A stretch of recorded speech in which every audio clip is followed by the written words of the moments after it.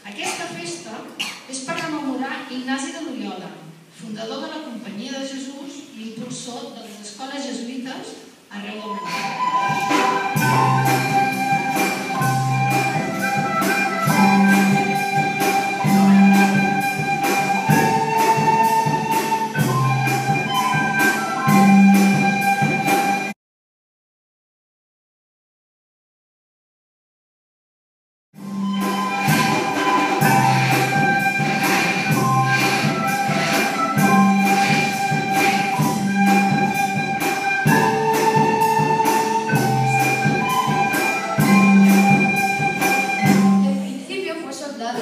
Defendía su poblado. En la guerra fue herido y esto cambió su destino.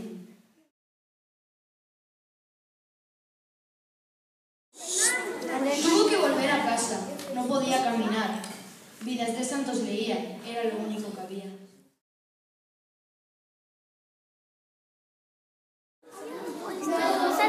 Quiso ir a Jerusalén. Se detuvo en Montserrat. Cambió sus ropas a un mendigo y se hizo peregrino.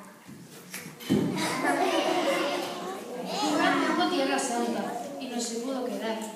Decidió entonces volverse a París para estudiar. Estudiando y estudiando, se sintió más preparado. Él quería hablar de Dios y con unos cuantos se juntó.